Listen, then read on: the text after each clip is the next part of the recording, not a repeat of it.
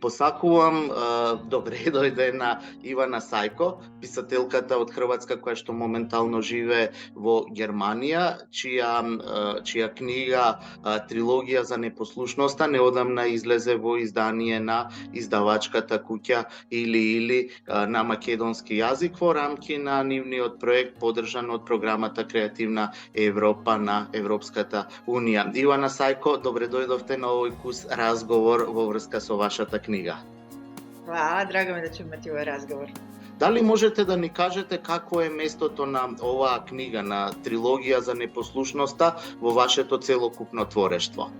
Mislim da je za tu knjigu prije svega bilo jako bitno to moje iskustvo na sceni, jer kad sam ja počela pisati, meni su svi govorili za kazalište, svi su govorili, ali to nisu drame, to se ne može uopće staviti na scenu.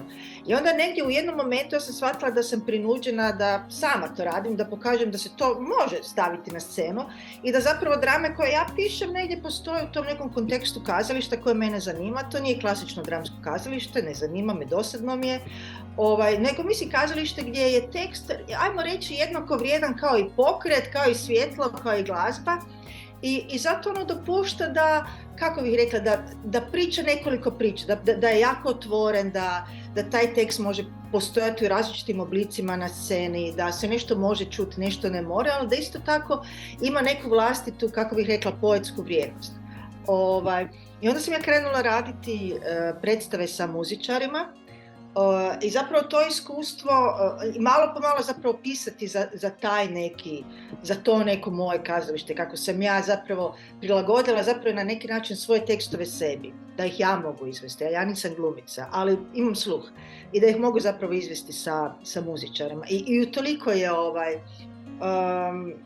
utoliko ja mislim ta knjiga Trilogija o neposluhu ima za mene neko posebno mjesto, jer za mene znači jedan period neke promjene u kazališnom smislu i opće svoje pozicije na sceni.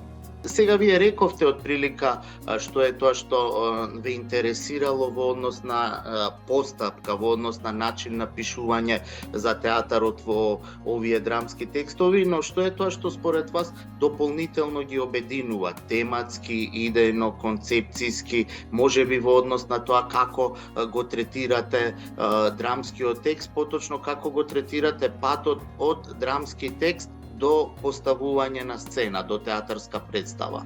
Svaki tekst je imao nekakav svoj razvoj da nastaje, ali kažem, unutar tog nekog perioda, a mene isto tako zanimalo, mislim, to je kao trilogija o neposluhu, jer tematski se, kako bih rekla, mislim, svi se tekstovi bave propuštenom prilikom promjene.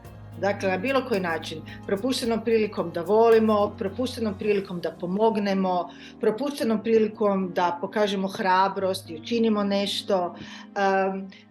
Isto tako propuštenom prilikom da shvatimo tko je neprijatelj i protiv čega se treba boriti, što je manje više, ja mislim, pitanje zadnjeg teksta, to nismo mi, to je samo staklo, gdje zapravo vraćam se na Bonnie and Clyde i uspoređujem, pokušavam staviti tu njihovu priču, to dvoje djece koji su mislim i ostali zabilježeni kao nekakvi veliki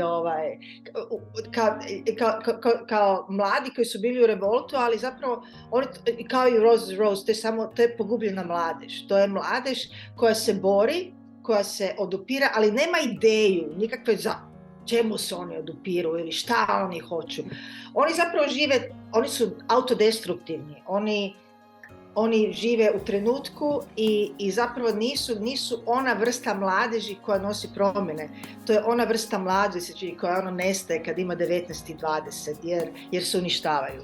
За вас се вели дека вашите текстови често го преиспитуваат односот помеѓу текстот и изведбата. Некои од нив се чини дека повеќе одговараат за читање на сцена, отколку за класично поставување на сцена како драмски текст. Зошто ви е интригантен токму таквиот, вашиот однос кон драмскиот текст?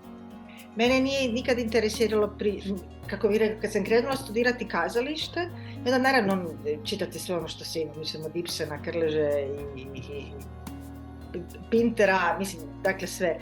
I mene je uvijek više zanimalo kako nešto nastaje nego što je to zapravo, to je puno manje interesantno.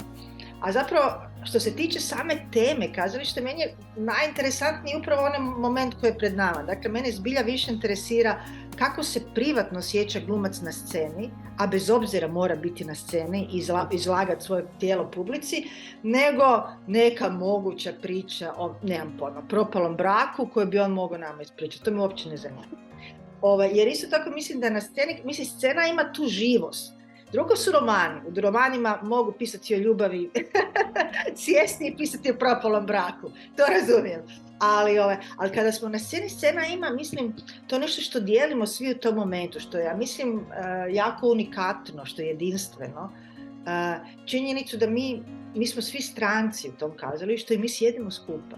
I ponašamo se manje više na neki zajednički način i mi kao sjednemo oko neke ideje kad sjednemo u kazalištu. Kao da sjednemo na neki sastanak i odlučimo se tome posvetiti. O čemu god da je riječ, mi ćemo to podijeliti. Onda mene jako zanima kako bi nekako rastvoriti taj intimni moment na sceni. I o čemu god da pišem, ja ću uvijek u tu strukturu tog teksta za scenu pokušati ubaciti negdje, uračunati to da kad stane čovjek na scenu, on je u tom momentu još uvijek samo on privatna osoba. Onda će pomalo izgraditi sebe kao nekog drugog i taj prostor oko sebe kao neki drugi prostor, a ne kao scenu od 8x10 metara. Во текстовите застапени во трилогија за непослушноста има силна социјална и политичка димензија. Дали театарот се уште е моќен медиум за искажување на општествено ангажирани и политички ставови? И нешто што го загатнавте кон крајот на претходното прашање, како тие да се артикулираат, а да не звучат памфлетски, да не звучат еднострано?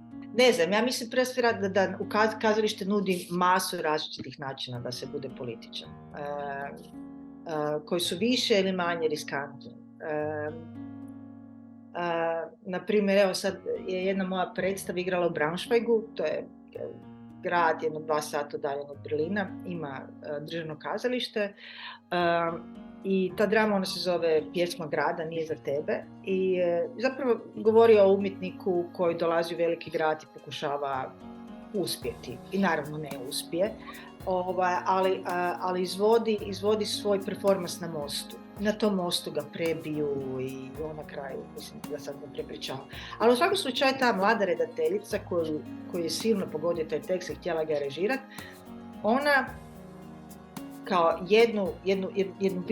jedan bitan element cijele te predstave u tom državnom kazalištu je da ona odbije dio svog honorara i da je dio predstave, u jednom momentu predstava se zaustavlja i glumci objašnjavaju tu odluku redateljice publici i objašnjavaju zašto ona i sebe na neki način poistovjećuje sa glavnim junakom te drame, tog teksta, i da ona zapravo, njen honorar pokriva karte publike i da publika koja misli da je ona napravila dobru predstavu, da je zaslužila svoj umjetnički novac, da zapravo mogu platiti kartu. Ako ne misle, taj novac ostaje njima, to je karta koju ona platila i tako. I mislim to je jedan radikalan čin jer koji zapravo i podsjeća publiku da iz svega ovoga su neki živi ljudi koji od toga žive i koji misle jako ozbiljno. Koliko god se možete nekom naivno zvučati. I sad, ja mislim da je ta njena gesta jako politička gesta, jer zbilja uključuje nju egzistencijalno. Ona je radila na nečemu mjesecima i za to nije uzela novac, nego je to stavila u ruke publike. I to je velika stvar. Jer tko bi se od nas u bilo kojoj profesiji odlučio za to, recimo, volimo spominjati političare i zašto ne, zaslužili su da se po njima gazi. Koji bi političar, mislim, recimo, stavio svoju plaću u nekakve, ne znam, socijalne svrhe i rekao, a oni koji misle da radi dobar posao, mogu mu, evo, dio tog novca vratiti. Tko to radi? Ja mislim da je to jako hrabro i da je puno šire i da, kako bih rekla, otvara puno jedno šire pitanje nego samo njen honorar, koji naravno za nju nije samo, za nju je on jako bitan. Tako hoću reći, mislim, može se biti političan u kazalištu bez da se bude pamfletičan, zato što je kazalište, isto tako i institucija. I mislim koje god, a prema instituciji, ovisno kakvu poziciju zauzmemo, toliko politični možemo biti. Imate објавено 15 драми, 4 романи, една теориска книга. Како овие различни видови, дискурси во кои пишувате, се преклопуваат едни со други и влијаат едни врз други? Во што се состои сличноста при пристапот, а во што е различноста? Mislim, te se stvari, ja mislim, događaju spontano. Svako vrijeme ima neki tekst kojeg treba, ima neki volumen kojeg treba. Da li će to biti knjiga, da li će to biti predstava, I mislim, to su stvari, ja mislim, koje se naprosto događaju organski.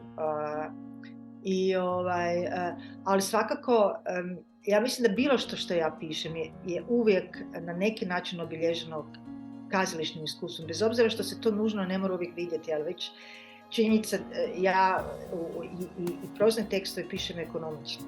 Ja imam jako izražen odnos prema ekonomiji jezika. Dakle, ja nisam pisac koji opisuje. Ako negdje izmaknem u neku vrstu, kako bih rekla, neke bojanje, neke moguće pozadine za ono što se događa, ja ću to budući pišem imam puno verzija, ja ću to sigurno tijekom procesa maknuti. Ja nekako pokušavam uvijek brusiti tekst da ima muzičku vrijednost. A muzička vrijednost je zapravo izvedbena vrijednost. To je to iskustvo kazališta. Zato i romani, posebno ovaj zadnji roman, on je sav u ritmu i muzici. I mislim, to je njegova bit.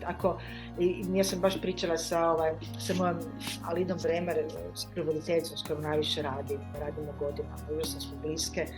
I ona isto sjetila, rekla, mislim, on mora imati isti ritam na njemačkom. Koliko god je njemački potpuno definitivno drugi jezik, ali mi moramo to postići. Sad nedavno sam radila audio knjigu tog njemačkog, te njemačke prijevoda i teksta. I zbilja kako smo, mislim, ti sati provedeni u studiju i bilo je divno čuti kako zapravo se kroz čitanje i kroz neke male pomake kako da se sad to čita, a da ostane smisao istovremeno, da ne izgubimo ritam, da poštujemo te zareze, jer je svako poglavlje jedna rečenica, kako se ipak na kraju stvorila ista glazba kao što je bila i u hrvatskom. Ne? I to je genijalno. Ивана, ви благодарам за овој разговор и се надевам дека ќе биде одличен повод за македонската публика да ја прочита книгата што неодамно излезе на македонски јазик. Ja se isto tako nadam. Hvala vama na razgovoru.